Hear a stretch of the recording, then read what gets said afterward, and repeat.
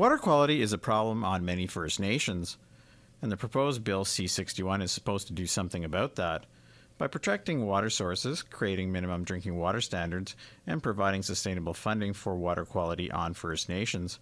During debate in Parliament on Monday, Saskatoon Conservative MP Kevin Waugh had this to say.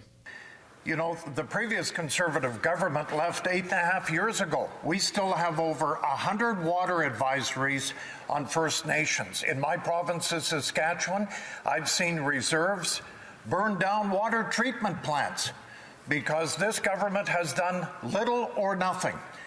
Waugh went on further.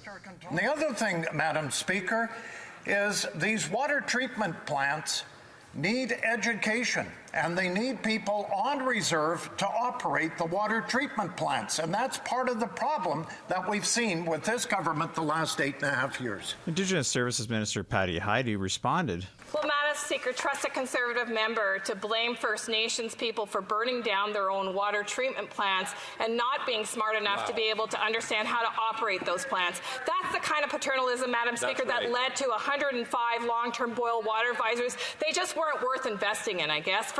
The Liberals have been criticized for failing to live up to a 2015 commitment to eliminate all long-term drinking water advisories on First Nations by 2021.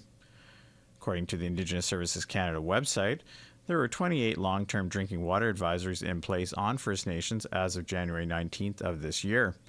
5 of these were in Saskatchewan. Bill C-61, which was introduced just before Christmas, is supposed to bring the government closer to meeting this commitment.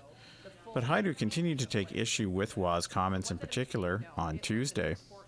Well, the implication that people would burn water treatment plants out of spite, out of anger at the government, out of a sense of, wanton destruction, I think, came through loud and clear in his comments. And I will just say that we see acts of arson in non-Indigenous communities as well. So there is a stereotype that somehow Indigenous people don't take care of the equipment or their housing or their community infrastructure, and that is a long-standing, very harmful and hurtful stereotype. APTN News reached out to Kevin Waugh's office, asking him to provide clarity for his comments from the previous day, but did not hear back by airtime. Fraser Needham, APTN National News, Ottawa.